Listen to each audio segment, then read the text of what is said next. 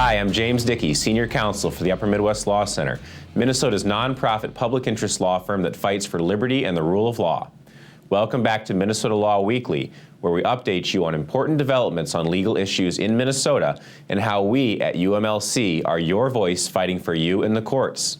Today we are talking about portions of House File 3, the Omnibus Election Policy Bill, which we have already discussed in part on this program.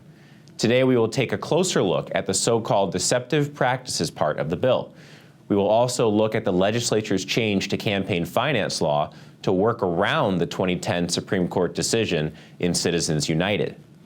Last, we will update you on some victories for Minnesota employees who were initially denied unemployment benefits, but who obtained a reversal after the Upper Midwest Law Center got involved. First, the deceptive practices portion of House File 3. We told you before on our program that this part of the bill is unconstitutional, and it still is. It makes it a crime punishable by up to a year in jail or a $3,000 fine for a person to make any sort of statement within 60 days of an election if the person, 1, intends to impede or prevent another person from exercising the right to vote, and 2, knows to be materially false.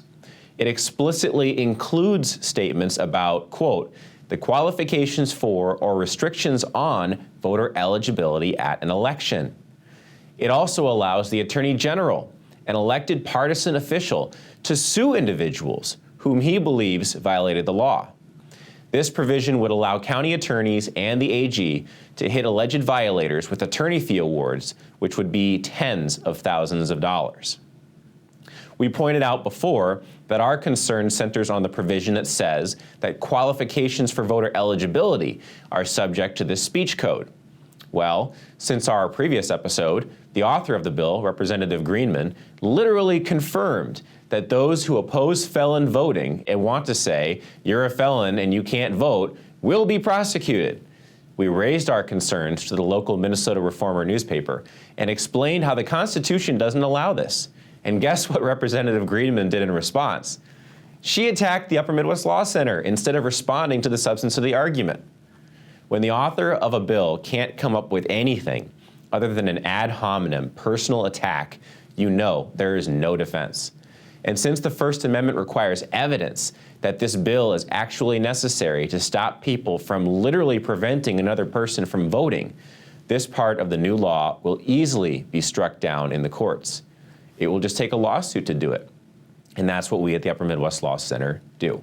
Another part of House File 3, which has garnered lots of attention, is the provision which redefines what a foreign influence corporation is and prohibits so-called foreign influence corporations from spending any money, whether a direct contribution or an independent expenditure, to a PAC, for example, to promote or defeat a candidate for office, promote or defeat a ballot question, or support a political committee, political fund, or political party unit.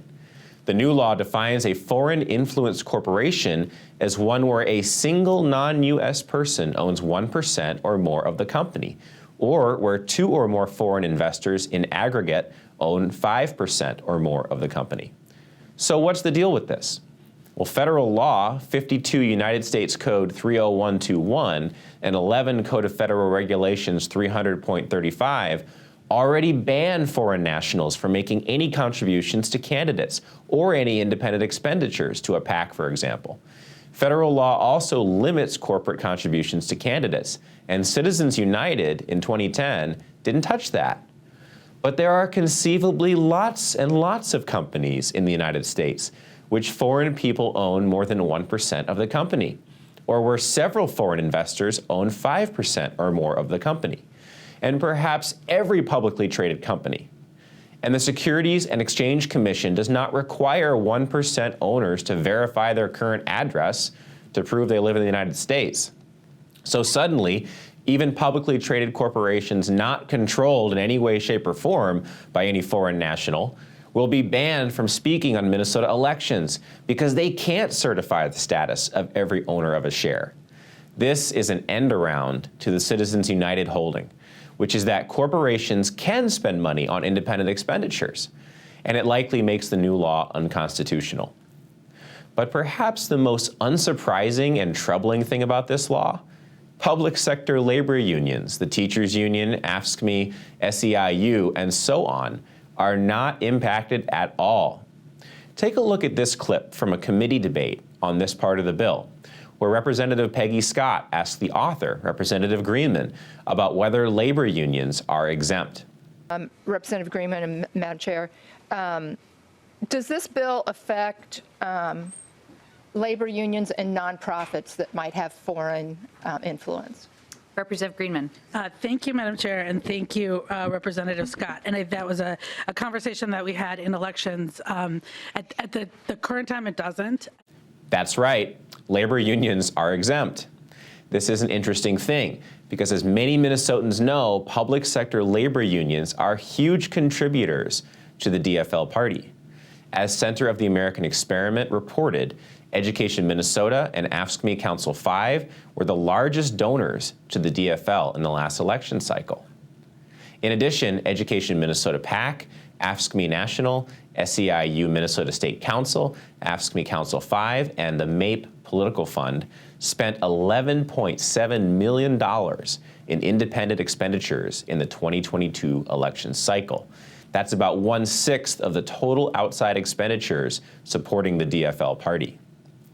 As many of you know, public sector unions get tons of money from dues deductions from public employees who are also paid with tax dollars. Significant portions of those dues go to the PACs funded by those unions. And even though the 2018 U.S. Supreme Court decision in the Janus case gave public employees the right to pay the union nothing, many public employees remain union members because they fear the union or think they won't get help in grievances and the like if they stop paying dues. But this is not true, because public sector unions have a duty to fairly represent every member of the bargaining unit, regardless of dues-paying status. It's part of the deal for being the exclusive bargaining representative. The result is big money in the hands of a huge entity to influence elections. And one would think that if stopping corporate corruption were the purpose of the bill, that it would also stop those who are holding it in concentration, like public sector labor unions.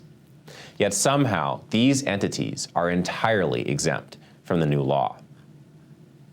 Well, how about some good news? We at the Upper Midwest Law Center have represented 7 different individuals in situations where they were terminated from their job for refusing to get vaccinated for COVID-19 because of their religious beliefs. And then the unemployment department denied them benefits, claiming that them following their religious beliefs is employment misconduct. For 2 of these individuals initially denied, we represented them before the unemployment law judge. And in both cases, we won the initial appeal, and they were awarded benefits. And now for 2 others, we jumped in after the denial of benefits and appealed their case to the Minnesota Court of Appeals. For both of these individuals, after reviewing the unemployment law judge's decision, the Department of Employment and Economic Development itself agreed with us that the decision below was wrong. The Court of Appeals then reversed both denials of unemployment benefits, and those 2 individuals have now received what was owed to them under the law as well. So far then, we at Upper Midwest Law Center are 4-0 in these cases, with 3 more to be decided by the Minnesota Court of Appeals. Given that the religious beliefs of the others awaiting a decision are very similar to the first 4, it would only be right for the court to afford them the same treatment under the law. We look forward to those decisions. That's it for this week on Minnesota Law Weekly. You can learn more about the Upper Midwest Law Center by visiting umlc.org, and you can also make a confidential tax-deductible donation on our website or by sending us a check to 8421 Wayzata Boulevard, Suite 300, Golden Valley, Minnesota 55426. And we would urge you to do that. We are a fully donor-supported organization and charge our clients nothing. And we are standing up for you in court and want to fight for you on every front. Help us do more for you by making a donation today. Thank you, and we'll see you next week.